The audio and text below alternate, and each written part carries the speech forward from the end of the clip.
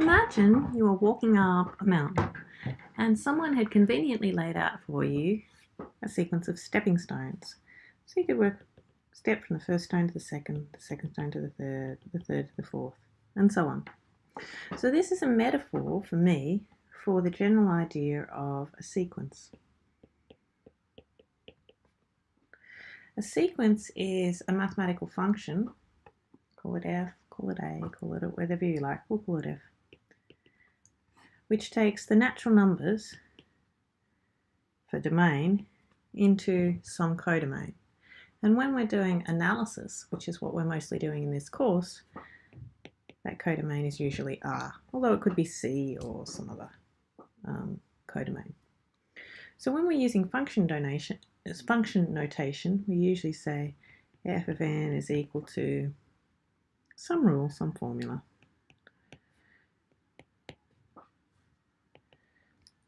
When we're using sequences, though, when we're thinking about sequences, we often write a subscript.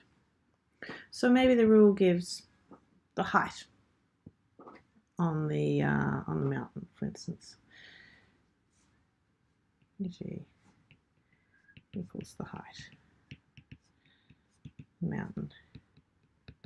As you take your first step, your second step, your third step, and so on, heading on up the mountain.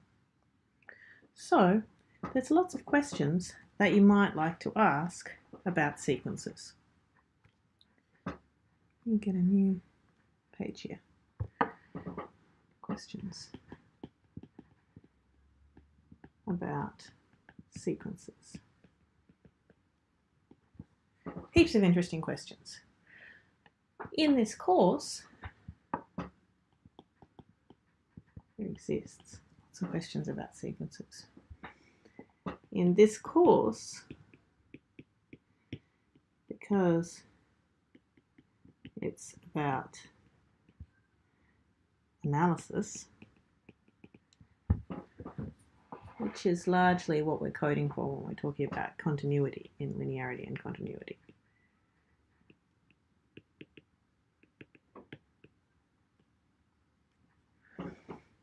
The questions are usually about convergence to a limit or not. With my little mountain, let me draw my mountain again. And here's my stepping stone path. It's spiraling around the mountain. In this case, we seem to be converging at the top of the mountain and not going any further. But for some other sequence, you might,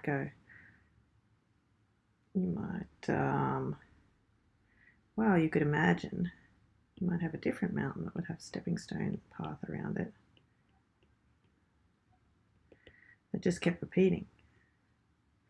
You could just go round and round and round your mountain forever.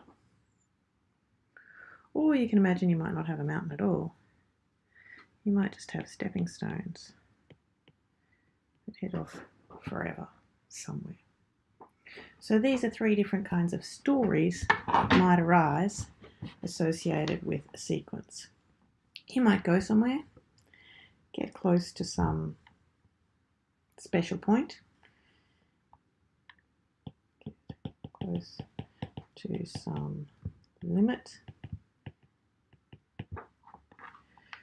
You might sort of have some sort of repetitive behavior. You might zoom off to infinity. And actually, this is not everything. There are other things we can think of. So, for instance, let's have a look.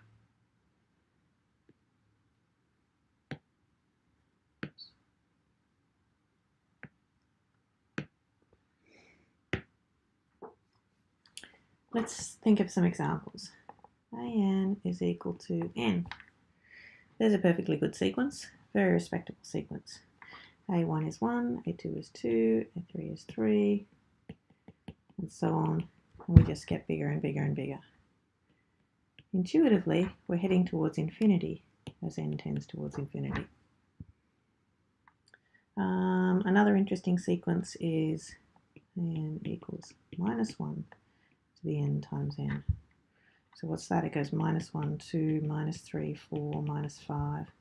It's sort of trying to go to plus infinity and minus infinity, isn't it? It's certainly not going to anywhere in particular. We'll think about what we call this. Or we might get closer and closer to somewhere in particular. Think about 1 on n. That's 1 on 1, 1 on 2, 1 on 3, 1 on 4, 1 on 5. It's getting tiny, tiny, tiny, tiny, tiny. Intuitively, that thing's tending to 0 as n tends to infinity. Or you could have, maybe I should have called these different names, an, bn, cn, hang on a sec. Cn, dn equals, let's consider sine of n. So this is sine of 1, sine of 2, and so on. It's not exactly periodic, but it is looking vaguely something like that. All right, so some things are staying within some kind of bounds, some things are growing unboundedly, some things are getting really close to a particular number. This idea of getting really close to a particular number is a very important one, and it's called convergence. The idea of convergence has been around for a long time, even Archimedes, so before 2,000 years ago. But it's taken a really long time to get a good definition of it. And I'm going to give you a definition which is probably going to take a little while to get our heads around, because it took a long time to invent. Okay. A sequence n, this is notation for the set of values of a sequence, from n equals 1 to infinity, or it could be n equals 0 or a different value, but let's say n equals 1, is said to converge to a limit L provided the following holds.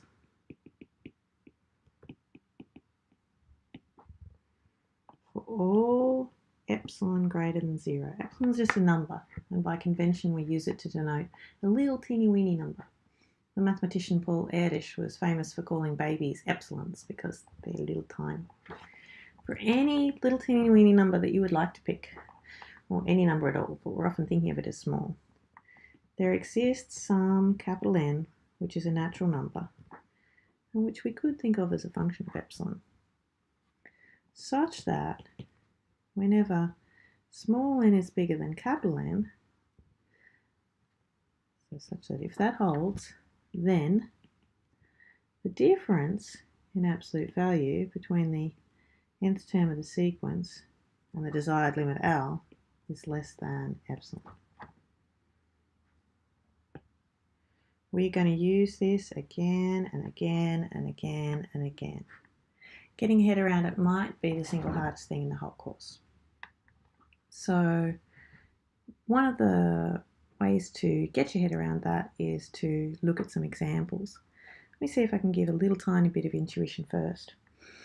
So let's plot some sequence and suppose it's tending towards the limit 0. So imagine it's doing this. What's that saying? It's saying, and let me put some scale on this, 1, 2, minus 2 for instance. All right, so this says for all epsilon, so that means in particular I can pick my favorite one. So let's say epsilon equals a half. This is plus epsilon here, this is minus epsilon here, it's around about a half.